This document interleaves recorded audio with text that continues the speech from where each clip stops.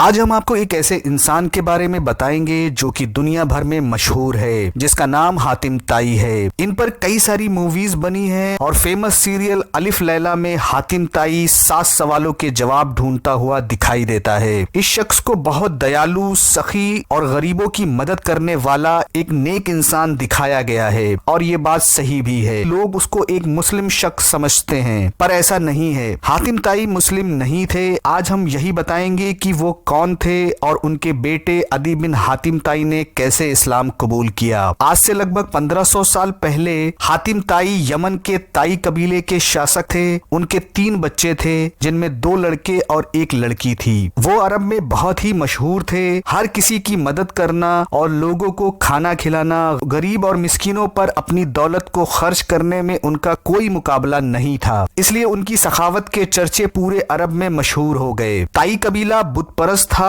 اور حاتم طائی بھی بت پرست تھے۔ ان کی وفات سن 778 عیسوی میں نبی صلی اللہ علیہ وسلم کی پیدائش کے 7 سے 8 برس کے بعد ہوئی۔ والد کے انتقال کے بعد حاتم طائی کے بڑے بیٹے عدی بن حاتم طائی نے اپنے قبیلے کی باغ ڈور کو سنبھالا اور اپنے باپ دادا کا پرانا مذہب چھوڑ کر عیسائی مذہب اختیار کر لیا۔ عدی بن حاتم بھی اپنے والد کی طرح بہت ہی سخی اور نیک دل انسان تھے، مالدار بھی تھے اور لوگوں پر خرچ بھی کرتے تھے، اور انہوں نے اسلام کا وہ زمانہ پایا جب اسلام پھیلنا شروع ہوا تھا۔ عدی بن حاتم اپنے مذہب کو اپنے لیے کافی سمجھتے تھے، اس لیے انہوں نے اسلام اور اس کے پیغمبر محمد صلی اللہ علیہ وسلم سے انہیں نفرت تھی۔ انہوں نے طے کر لیا کہ اگر اسلامی فوج کبھی ان کے وطن میں گھسی تو وہ ملک چھوڑ دیں گے، اور جب طائی قبیلے پر اسلام کا بول بالا ہوا تو عدی بن حاتم طائی اپنے بیوی بچوں کو ساتھ لے کر شام چلے گئے، اور طائی قبیلے کے لوگوں کو بندی بنا لیا گیا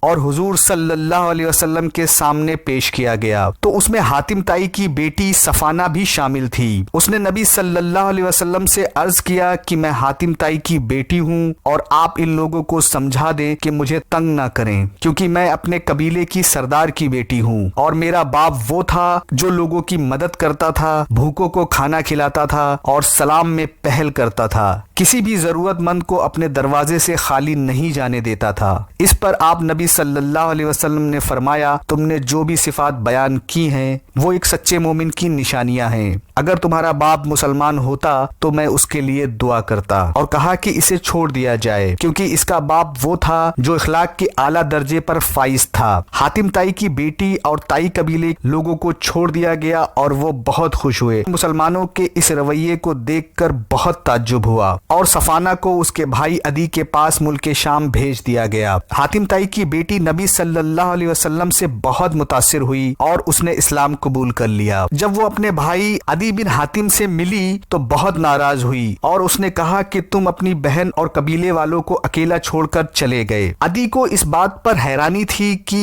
انہوں نے ہاتھ آئے قیدیوں کو کیسے چھوڑ دیا، پر اس کے دل میں حضرت محمد صلی اللہ علیہ وسلم کے بارے میں جاننے کے لیے جستجو پیدا ہوئی، جن کے نام سے وہ نفرت کرتا تھا۔ انہوں نے اپنی بہن سے پوچھا کہ تم نے محمد صلی اللہ علیہ وسلم کو کس طرح پایا؟ جواب میں ان کی بہن نے کہا، میرے بھائی، محمد صلی اللہ علیہ وسلم کی شخصیت بہت عظیم ہے، وہ اللہ کے نبی ہیں، ان کا کلمہ پڑھ لو، اور اللہ ایک ہے، ان کی پناہ میں جانا ہی تمہاری بھلائی ہے، جتنی جلدی ہو سکے مدینہ جا کر تم ان سے ملاقات کرو۔ عدی بن حاتم کو اپنی بہن کا یا مشورہ کچھ گھاٹے کا سودا نہ لگا۔ اگلے کچھ روز سخی حاتم طائی کے بیٹے ملک شام سے چل کر مدینہ پہنچے۔ عدی بن حاتم طائی بہت مشہور شخصیت کے بیٹے ہی نہیں، خود بھی بہت مشہور تھے، لہٰذا مدینہ والوں نے انہیں پہچان لیا، اور ایک شخص نے انہیں حضرت محمد صلی اللہ علیہ وسلم جو کہ اس وقت مسجد میں قیام کر رہے تھے، عدی بن حاتم سے ان کی ملاقات کرائی، اور نبی صلی اللہ علیہ وسلم نے ان کا ہاتھ پکڑ کر ان کا استقبال کیا اور ان سے اپنے حجرے میں چلنے کے لیے کہا۔ اسی وقت ایک بوڑھی عورت اپنے بچوں کے ساتھ کچھ فریاد لے کر آئی۔ آپ صلی اللہ علیہ وسلم نے کھڑے ہو کر اس کی پوری بات سنی، اور یہ سب حضرت عدی دیکھ رہے تھے، اور انہیں بڑی حیرانی ہوئی کہ اتنا بڑا آدمی کھڑے ہو کر اس بوڑھی عورت کی کیسے بات سن رہا ہے۔ پھر آپ صلی اللہ علیہ وسلم ان کو اپنے حجرے میں لے کر گئے۔ آپ صلی اللہ علیہ وسلم نے حضرت عدی کو کھجور کی پتیوں سے بھرا ہوا چمڑے کے ایک گدے پر بٹھایا، جس پر آپ صلی اللہ علیہ وسلم خود بیٹھا کرتے تھے۔ عدی بن حاتم کو بیٹھنے میں تکلف محسوس ہوئی تو آپ صلی اللہ علیہ وسلم نے مہمان مہمان نوازی کا واسطہ دیتے ہوئے انہیں اس گدی پر بٹھایا اور خود زمین پر بیٹھ گئے۔ عدی بن حاتم سے آپ صلی اللہ علیہ وسلم نے بہت سی مذہبی باتیں کی۔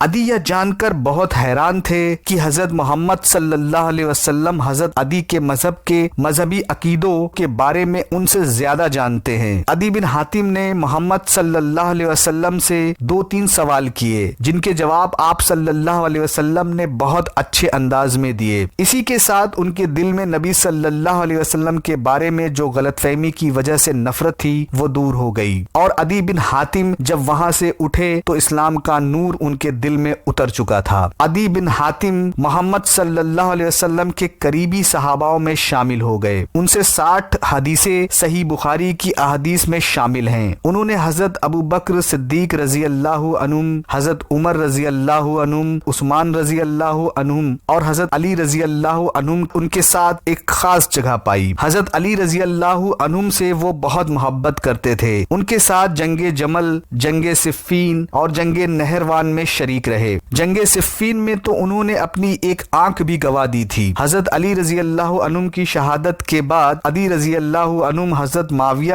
رضی اللہ عنہم کے زمانے میں شامل بیعت تھے، مگر حضرت علی رضی اللہ عنہم کی یاد انہیں بار بار آتی تھی۔ حضرت عدی بن حاتم واقعہ کربلا کے بعد تک حیات رہے اور 120 یا 108 سال کی عمر میں کوفہ میں ان کی وفات ہوئی۔ ویڈیو کو لائک اور شیئر کریں۔ چینل کو سبسکرائب نہیں کیا ہے تو سبسکرائب کریں۔